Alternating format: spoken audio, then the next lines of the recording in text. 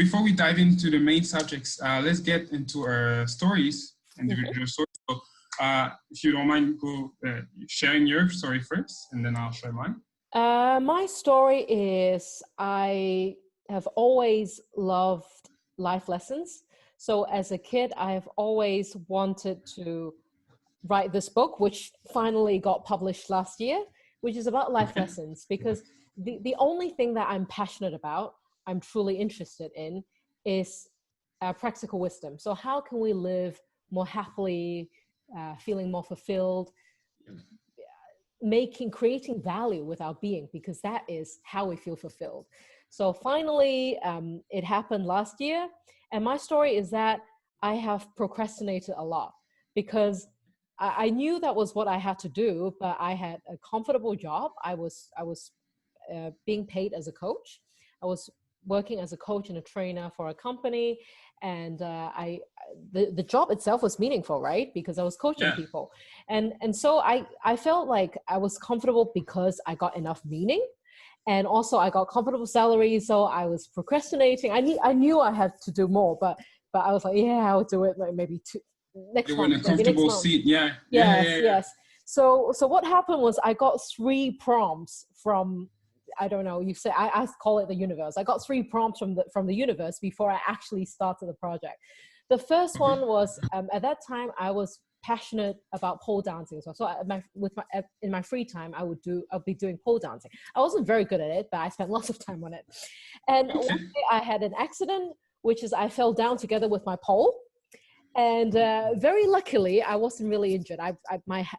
It hit my hand. So my hand wasn't very well, but it was nothing serious. And then I thought to myself, yeah, I should really spend less time doing this because it's not like I'm creating any value doing pole dancing. More time writing my book. And I decided to write my book, but I didn't. I probably wrote like several paragraphs and then I stopped. And then the second thing was I got very ill. I got so ill that I had to go to the hospital. And I spent a week in the hospital. I almost died. The doctor said, you came in time. It's you were basically between life and death. If you came later, you probably wouldn't believe it. And then I thought, okay, so this is a reminder. I need to start writing my book. I promised myself that I'm going to complete writing my book in 6 weeks. That didn't happen. Oh no! Even after the accident? No, and I'm ashamed of myself. But the third prompt was I got fired. I got fired. So I was, you know, at that job, basically, I knew I was no longer creating value because because the market was bad. So I wasn't really meeting with people. I wasn't coaching anyone anymore. But I was like, oh, I'm still within my comfort zone. If the situation remains the same, I'm going to resign like in 4 weeks. And then I kept extending the deadline until I got fired. And that was the moment. Okay, really, no more procrastination. Got to start doing it.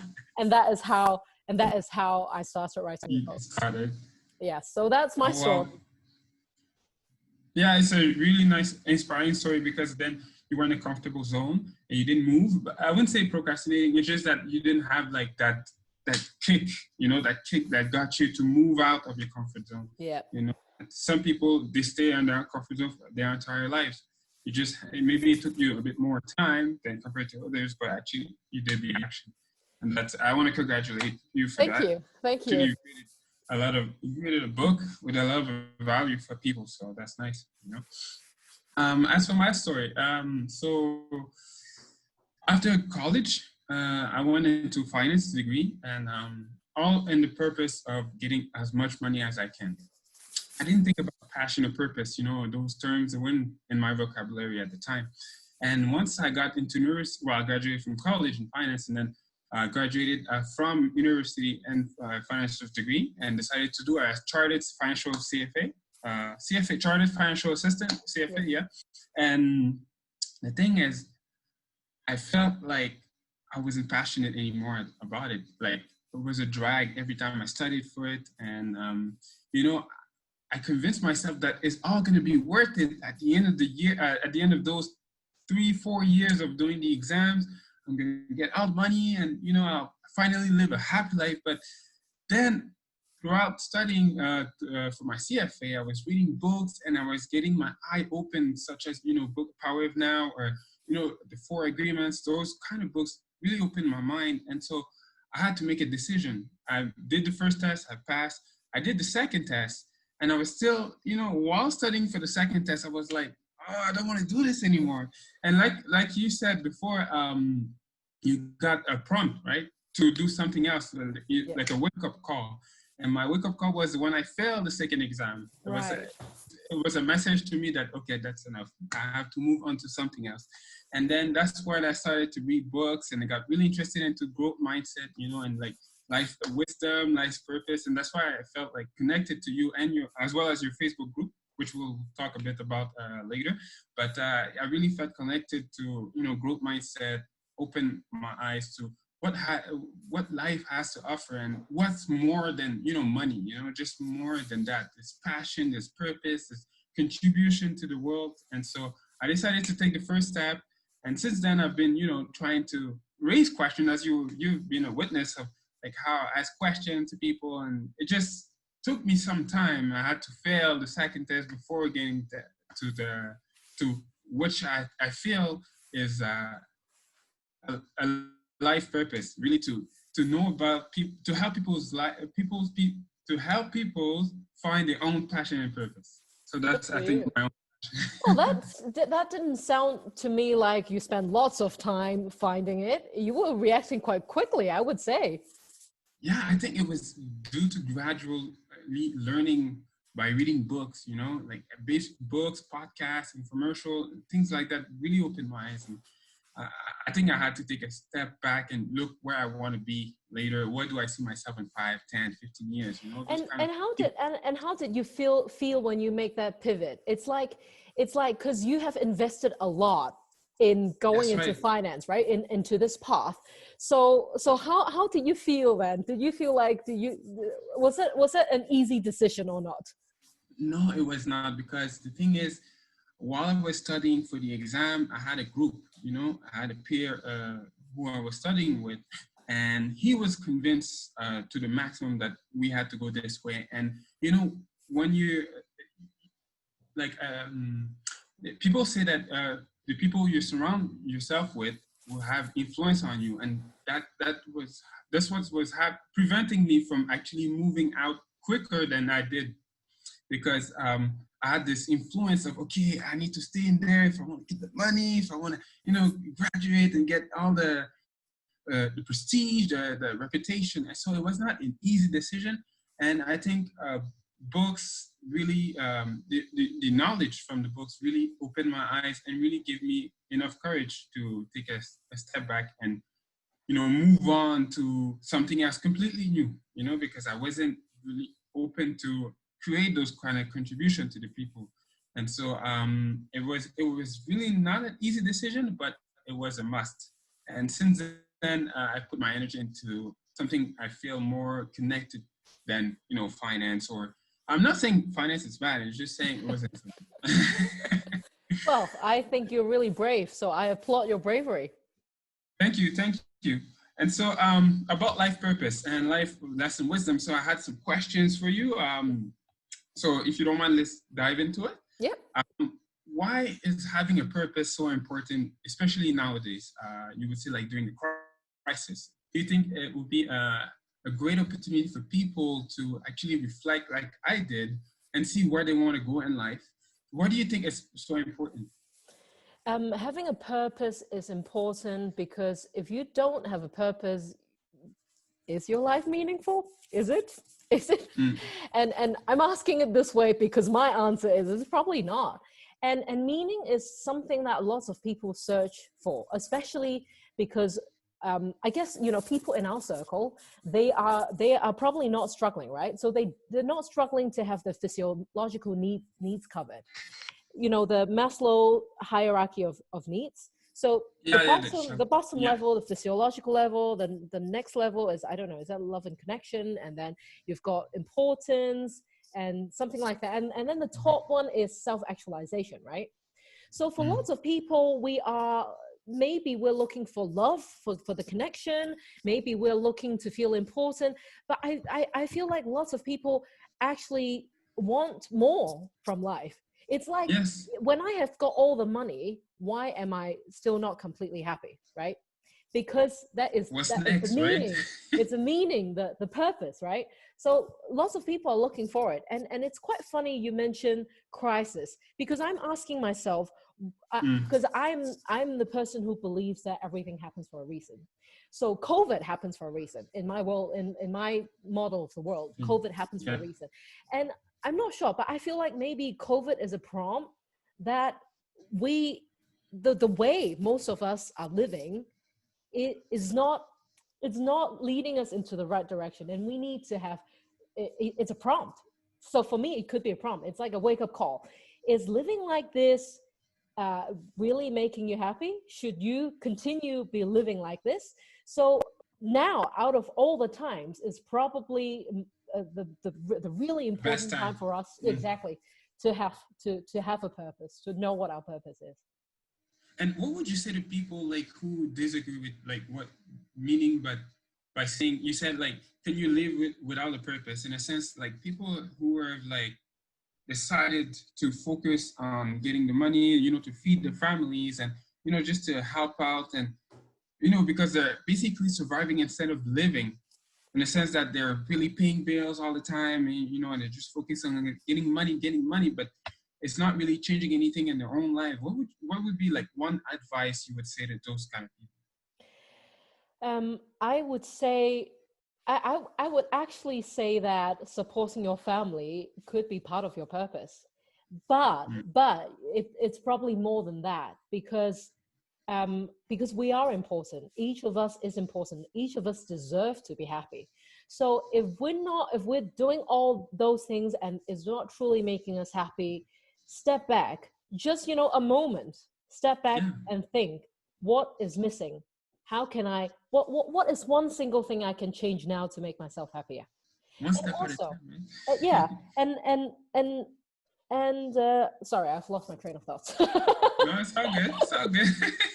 It's all good. But I thank you very much for like saying that because people, maybe they look at the whole picture instead of maybe doing just one step at a time, you know, just one change of habit or one different belief could potentially or exponentially move you to a next level in the next year, you know. So just doing one step at a time, I think it's one of the key to just make a change, you know, gradually, right?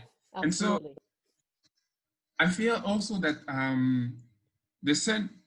there is I think it was from the book Everything's Reliable, when it says from Marie Forleo, where she says, I win or I learn or I never lose. And when it comes to my next question is, how is learning from our mistakes can have such a life impact? I personally believe life is a journey of growth. And there are lessons that we need to learn. And if we don't learn them, they just keep coming back. They keep coming back, that's right. until you decide to think, yeah, that's right. That's right, because you sometimes, like you said, like it happened to your story, maybe it took you 3 times, but for some people it might take 10 times, but it will come back, because I think it's like, it's to help you evolve to to be what you need to be. And sometimes you might take more time, but it will always come back. Oh. Are you there? Yeah, still there. I'm sorry about that. Yeah. And so I feel like sometimes we need to be patient with ourselves, and that learning from our mistakes is actually a blessing. Because if we don't make mistakes, how can we learn? Exactly. How can you grow? Yeah, especially with the recording and everything on Facebook. Like now I know I need to try it out before. Yeah, good point. Before launching an event. And so, yeah, I feel like this is the best way to learn, is go through mistakes, even though sometimes it doesn't feel right at the moment, you know. No, it never does. Well, mostly it doesn't, you know? Put it that way, yeah. Yeah, it doesn't feel right, but there's a lesson behind it. And once you get past that, you actually implement into your plan of action, then you feel better. But, you know, it's a journey. It's a journey. Yeah. And also, I mean, obviously when the lesson is happening, it doesn't feel good, right? Mm-hmm. But if we resist it, we're going to make it worse. The easiest way, really, the easiest way is to accept it, move on, and that is how we can create the most value out of the lesson with the least effort. It's not to resist it, just to accept it and move on. Because you know what I believe is, I also believe in karma, but what I believe is karma isn't there to punish us. Karma, the purpose is not to punish us. The purpose is to help us learn. And so if we learn it quickly, it goes away quickly. Yeah. So when lessons come, just don't resist, because that's part of life. And also another thing is, I think probably one of the reasons it's so difficult to learn lessons, especially when we're facing other people, like for example, doing Facebook Live launch. The difficult part is that we feel like we have like expectations.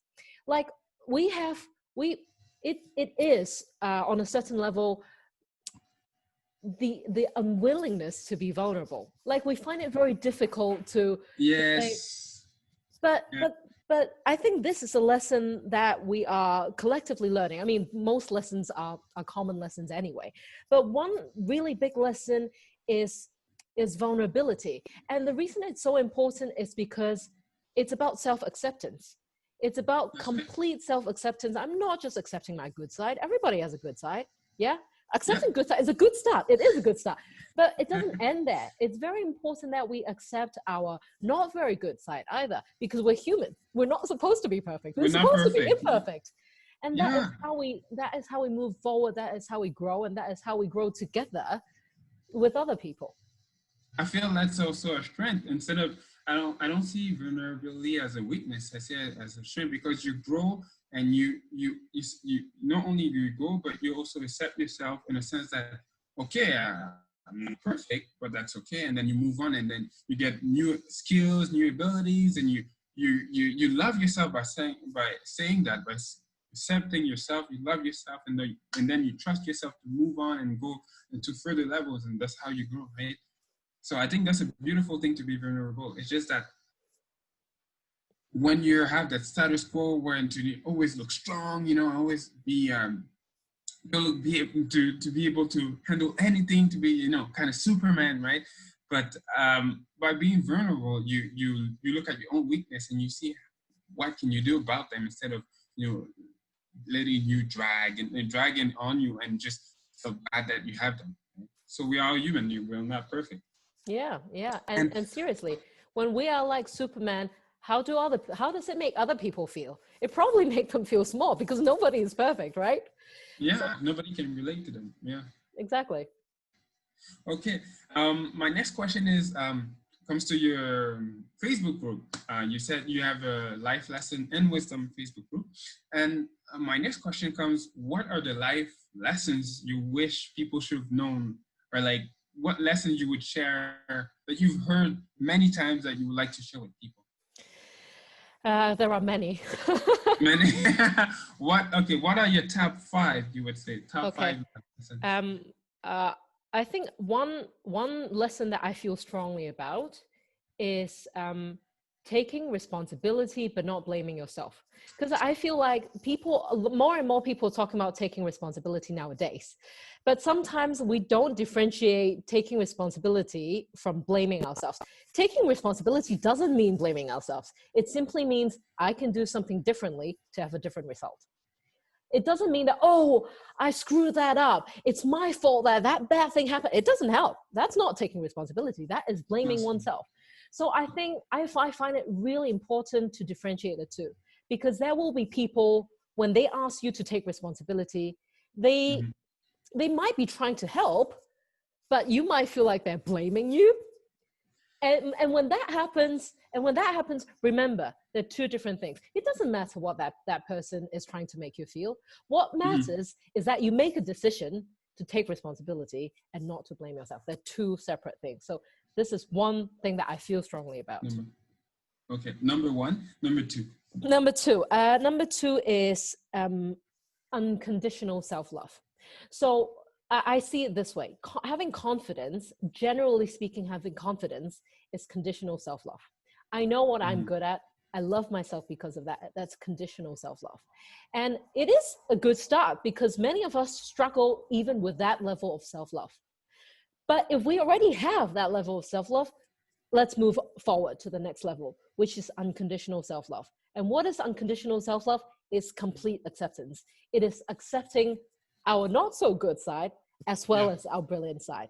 And that is very important, because if we don't accept our non-brilliant side, we can't move forward. We can't grow.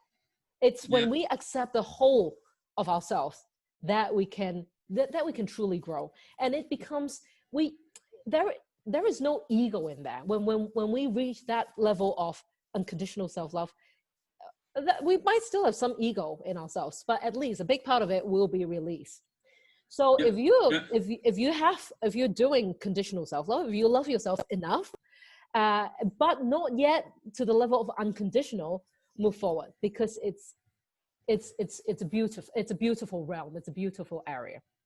And I completely agree with you, because I feel like when you start to loving yourself unconditionally, not only that it helps you grow, but also you trust yourself more. You're more reliable to yourself, in a sense that the only partner who's going to go to all your journeys in life will be yourself, right? Absolutely, if you can't trust yourself, how can you help when you go to obstacles, big challenges and stuff like that?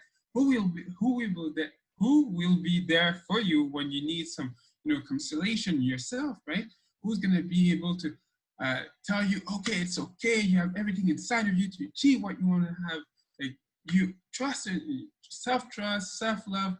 It's all great assets to have in order to go through life, so that anything that throws at you, you have yourself, you got your back, and nothing can stop you, really. When you love yourself, because you trust yourself, you're in a safe, you're in, how can I say that, safe heaven with yourself, and you're ready to go and crush it, right? Because you're complete, right? You're complete. Yeah, you got your own back.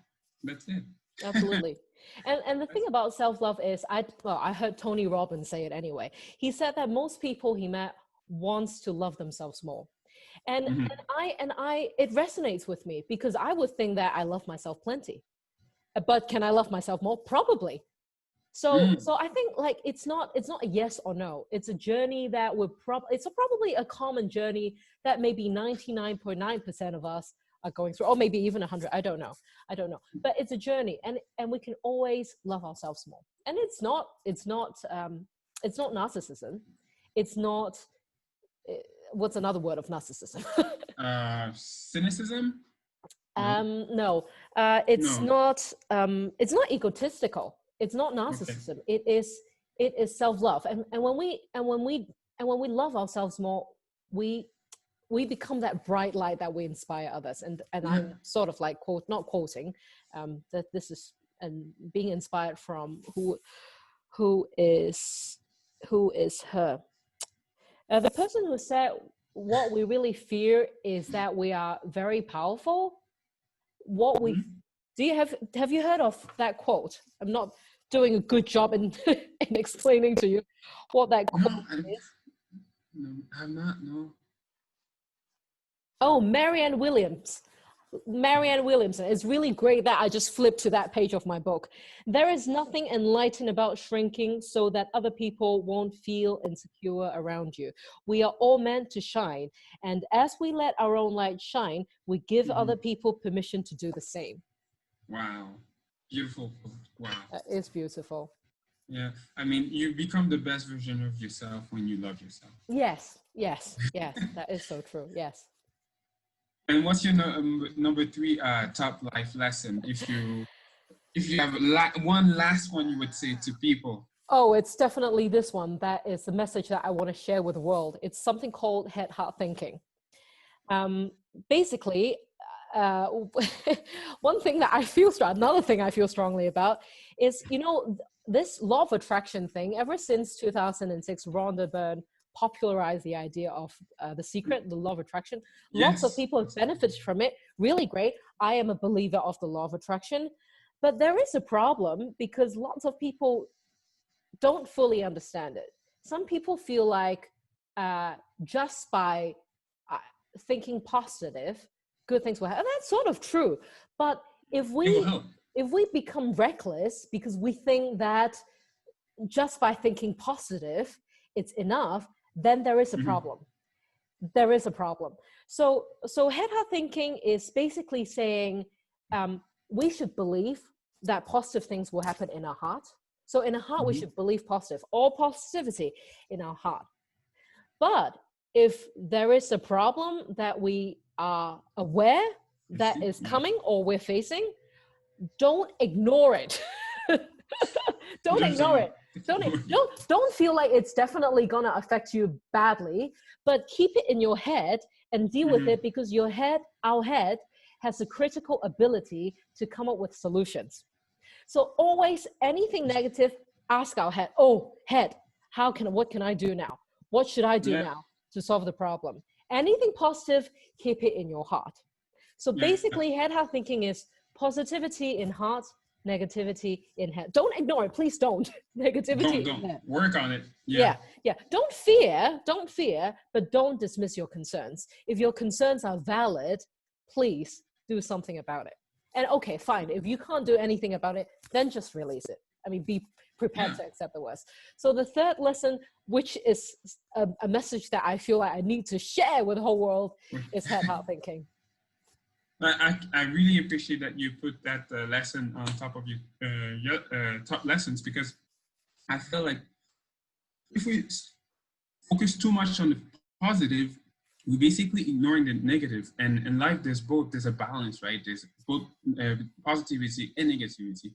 And so I think what we need to do is just really to focus on, again, use that empowering questions and into your mind that's saying, okay, how can I deal with it? You know, just asking empowering questions can make you feel empowered to deal with that obstacle, and so that you have an advantage before you face that obstacle. Or if you are within having a hard time right now at the moment, you can ask yourself powerful questions so that your mind can help you deal with it. Because it depends. Sometimes people they ask empowering questions, but they might also ask disempowering questions. You know? If whatever you ask your mind, in a sense, positively or negatively, it will come out positively or negatively, right? So it goes from both sides. So I feel like when you said to use your mind when it comes to your negativity or a negative obstacle and stuff like that, to try to use empowering questions when you go face those obstacles. Because I think questions really open your eyes and different perspective, right? Absolutely. It's like the door that opens and say, okay, I can look at it this way from different perspective. And so I think I can really relate to the head part thinking, and I'm really glad that you talked about it, because I think we need to share this. People need to really hear it again, so they can practice it in real life, and they can really face those obstacles, handle those obstacles in a better way. Yes, absolutely. And thank you for mentioning the importance of asking empowering questions, because you're absolutely right. We can be asking disempowering questions. And that is another thing that is so important. We are the person who talks to ourselves 24/7. Okay, fine. We might not be talking to ourselves 24/7, but we talk to ourselves a lot in our mind. And what we say to ourselves, whether it's empowering things, empowering questions, or disempowering things, beating ourselves up, that determines sort of our state, and our state determines our reality. So it's very important that we feed ourselves, we talk to ourselves in a positive way. Maybe empowering is a better word, empowering way. Yeah, because you feel empowered when you ask those questions and you're ready to tackle anything. You feel powerful enough to say, okay, I got this, I'm gonna do this, right? Okay, so now let's move on back to the life purpose, life passions. I wanted to dive into those kind of subjects because I think these are subjects that really connected us in the first place. Yep. And so, what do you think are life? We talked about purpose, but what would be life passions, and in your own definition, in your own words, in a sense, what is life passions for you? Do you have a definition to share first? Yeah, sure. I think life passions is something that energizes us, right? In a sense that it keeps us excited. It keeps us really focused into what we want to do.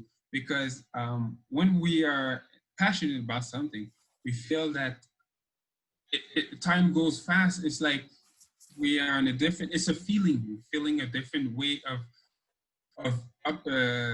enabling us to actually use our skills, our best version of ourselves to go and live the best life we have, right? Because when we're passionate, it's like, it's effortless. Right? You don't try to pretend or anything. And I think also it brings out the best version of yourself as well, because you want to excel yourself at this, right? For example, if I'm passionate about being a dog walker, for example, I've met people who are passionate by dogs, they love dogs and stuff like that. And you can see in their own eyes when you talk to them how passionate they are and how it just really improves their own version, the way they speak, the way they inform you about how dogs behave, and really they give you tips without even you asking. And I feel like if more people were passionate in their own lives, we would, and the whole world would change on another level, because we would do what we feel connected to, and just having that best version of ourselves all around us increase the life, enhance people's life indirectly, right? Because we want to help. We feel passionate, so we want to help others feel passionate as well, because it's just so joyful and so happy. And so that's, I think, that's my whole definition, or like I would say my whole perspective on life passion. I mean, your definition obviously put some ideas into my mind. I do agree that passion is when something energizes us. So I think it's 𝗣𝗂𝗍𝗘𝗧𝗟𝗢's word. He says, when we're passionate about something, work doesn't feel like work. Work feels like play. So that would be my definition of passion. And we all have something we're passionate about. We might have forgotten. We might have stopped being aware of it. But for example, as children, what made us feel really alive?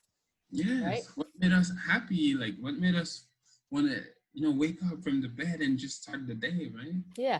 And a great question to ask is, because most of us are doing the work because we need a salary, right? So a great question to ask is if money is not in the equation, what would you be doing? Yeah. And I bet you people won't be saying having holidays. No, probably not. It's probably part of it, but not all of it. Yeah, there would be, I would like to do scuba diving, or at that moment, I was really into the moment. And so I think by being passionate, you also enable, maybe it's a good point that you brought out by saying, okay, we have a salary, I need to do that job to pay bills, to feed my family. But I think we can also always put some time aside for a passion, because if we focus more onto the passions, we can find ways to make a living out of it. But if we don't allow ourselves to even try to find what we really like doing, or to ask those questions like when I was a child, what did I like to do? What I feel like was the most great thing ever happened to me? Just come back to those moments and really try to find a plan and, feel that feeling again, right? If we don't try at least to take a step back and to create a plan and actually try to have a more passionate life, I feel we are deserving ourselves, in a sense that we're preventing us from a talent or a gift that is inside of us. I think we all have a talent or a gift, something to share with the world. It's just that we have to let it open. We have to open ourselves to it and just let it go. Yeah, I totally agree, because I think a common underlying problem to what you just said is that most people feel like life is suffering.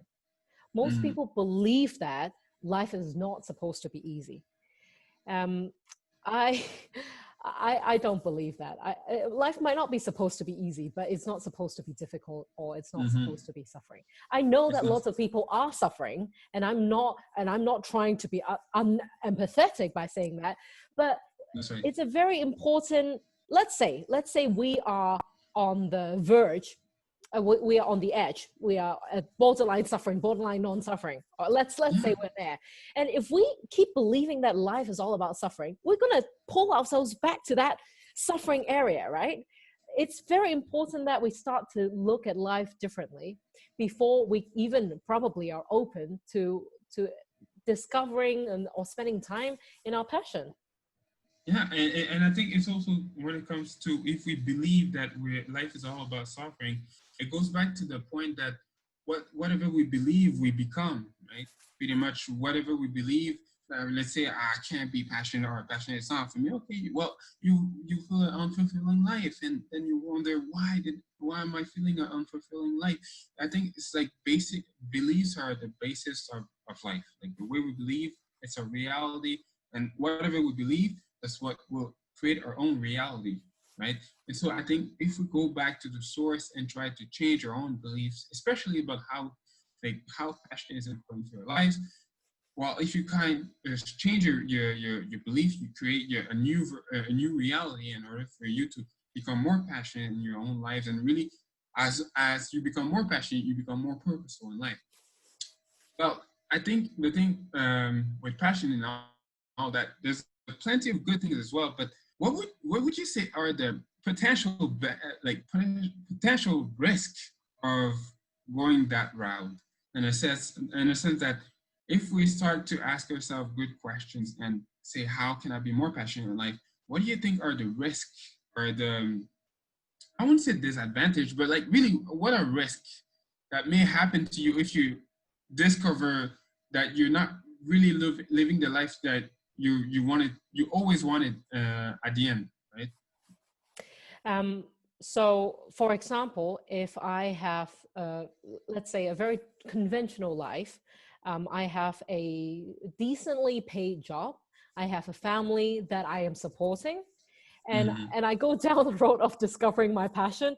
Maybe my passion won't generate the income that I need to sustain my household immediately. So the disadvantage might be, now that I've discovered my passion, I feel torn, because should I go for it, or should I be feeding my family? So I mean, that is a very practical disadvantage, really. Another thing is,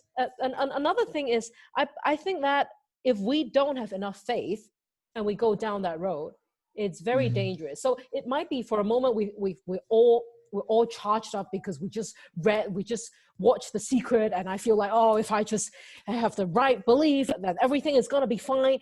So and then I make abrupt decisions to turn my life upside down, and then it didn't really work out right away, but we don't have enough faith to back us up, and then we lose everything. So that is another risk. There's another problem. Yeah, because even if you decide to go that route to find your own purpose and actually you're taking steps towards it, doesn't mean it's going to be easy, right? Maybe you decided to take the right decision, yes, but it comes with its own package of obstacles, or absolutely, yes, type of scenarios, right? So I feel like, yes, you took the first step, but keep going. Yes. Yes, for your own good as well, you know? Yeah. And yes, the element of faith is really important. I think faith is something you learn, and belief is something you already have, right? And by creating faith, really by saying that, okay, everything's going to be okay, it's just a life situation I'm going through right now, I just need to go through it, and believe that you have everything in yourself to go ahead. I think you put yourself in a better position than someone who wouldn't actually have that kind of faith and his or herself, right? Yeah, absolutely. Faith is really important. Okay, now we talked about the risk. What about the benefits? I would say there's many benefits, but what would be the number one benefit of living a fully passionate life from your own perspective? You are truly alive, and you're creating the most value from your life. You're actually contributing, but in what sense you mean, like you become the full life? What can you elaborate a bit? Well, a lot of us, when we're living the routines of our everyday life without really liking what we're doing, then we start to become maybe maybe not half zombie, maybe not that serious, but we gradually, we're not really fully alive, especially when what we do is kind of routine and it's already part of our system that we don't need to think a lot to get it done. Yeah, that's We're right. just not fully alive when we are living the routine, like being in a comfort zone. And by the way, the problem with comfort zone, as you know, I love staying in my comfort zone, as you have heard from my story. Like, So yeah. so if I say step outside your comfort zone, I have earned the right to, because I love comfort zone myself. My problem with comfort zone is not because you can't grow there. My biggest problem with comfort zone is so many of us are staying inside a comfort zone that is uncomfortable. That is my biggest, that is why I feel so strongly about it. If your comfort zone is truly comfortable, good. I mean, not great, but okay, I understand you. But why stay inside an uncomfortable comfort zone? And most comfort zones are actually uncomfortable because that's the quality of the comfort zone. The fulfillment level drops and then it becomes uncomfortable. So really, not living your passion, living that everyday life, following the routine, it's a comfort zone. And very often, or more often than not, it gradually becomes uncomfortable. And that is the flip side of it. Yeah, and I think also when you say uncomfortable, it pushes you in the sense that if you feel uncomfortable, use that dissatisfaction in your on your side, in the sense that, okay, I don't feel comfortable right now. What can I do different to change that? Right? Absolutely, Those questions will help you look different perspective. Okay, a different kind of course of plan or course of action, and decide, okay, let me do this, and then let's see what happens, because you can't guarantee anything in life, right? Absolutely, yeah.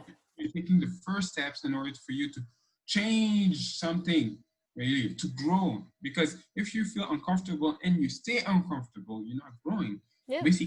You're basically dying, in the sense that you're not evolving anymore. And I think whatever is created in life has a purpose, or it dies. If it doesn't grow, it just dies. Look at the plants. You got like many things, many examples. If you don't have something to contribute to the world, what are you doing, right? So I'm not judging or anything. It's just that if you try to find things that will help you grow, use them so that you can elevate your level of life the way you always wanted.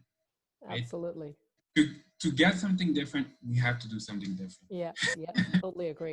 That just reminded me of a story that I heard from my participant. So it was a training I delivered 2 months ago, and I was inspired by my participant. She shared a story. She was in high school, and her math teacher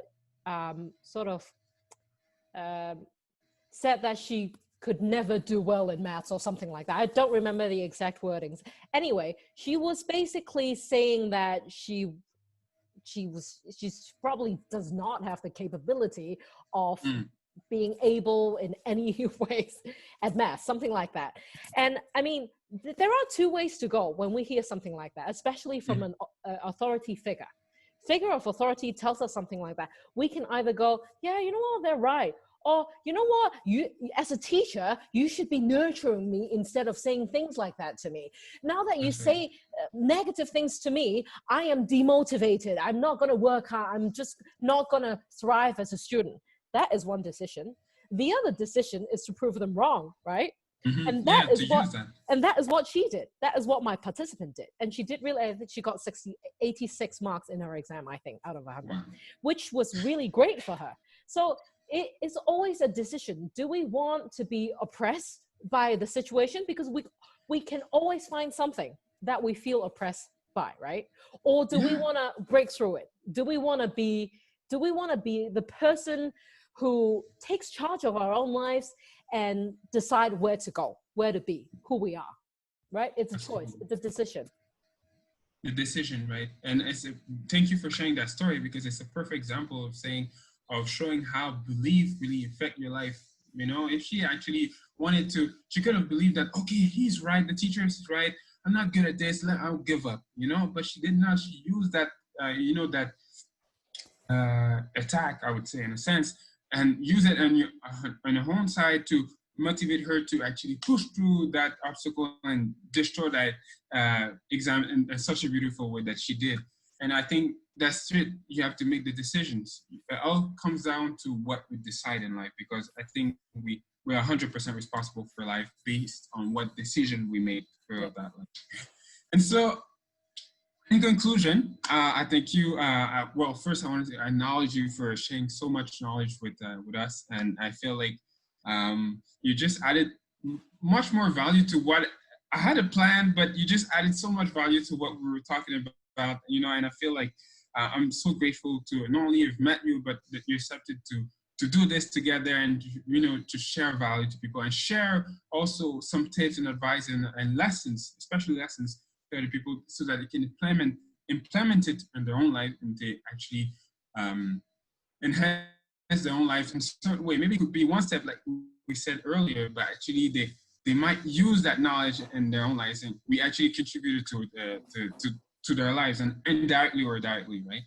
And Absolutely. so, what would be one call to action you would say to people if you had one? Start today. Start right now. Now is always the time. Yeah, start right now, right? Because now is the only thing we have, right? Present moment. Do it just one thing. It could be small step. I feel like massive action, people look at massive action as something very big, but maybe it's not. Just one step, maybe write it in your journal, or plan that schedule, or like take a plan, or write it and like do some research on Google. Something easy, took you 5-10 minutes to do, right? At least you did something different. And so, and ending, where people can find you and how they can learn more about you. So I am available. My website is 𝗣𝘀𝗀𝗽𝗀𝗃, which is right here, 𝗣𝘀𝗀𝗃𝗀𝗃. We sell downloadable hypnosis products to help people solve common problems like stress or self-doubt, or even losing weight. I'm actually doing our weight loss program right now. And also, obviously, we have our self-help book, which is called 8 Recipes for Life. Thank God it's showing. Yes. It's all available on the website. So, and also there is a contact form. If you'd like to contact me, there is a contact form. I'm available. You can reach me there. But if they go on the website, they can actually reach you through that website as well? Yes, there is a contact form, yes. Perfect. Well, I thank you so much for your time. Oh, what is your call to action, Abdi? Oh, my call to action. We didn't go through mine, right? My one call to action would be decide now, or I would say identify what excites you the most. Just take a pen, a paper, and write down what excites you the most. Just go back to those days where you had such a great time, and try to relive those moments and write it down, so that it's on paper, and every time you look at it, okay, say, I want to go back to that feeling. I want to get back to that passion, you know. But just writing it down, it's just one step that will open so many doors, so many opportunities for you. And I feel like by doing that one step, if you decide to do it one day, it will just add so much value to your own life. So that's what would be my one call to action. And if you want to learn more about how to become more passionate, in a sense, what plans we can create for you, or like how we can discuss it together, I have a virtual mastermind called Passion and Purposeful, virtual mastermind on my website called passionatepurposeful.com. If you go through it, we can actually go together and really help people such as yourself find out what they want to do in their life and how they can use those passions and make it more purposeful in their own life. And so if they want to reach and that potential, I'm available as well. Excellent. Good stuff.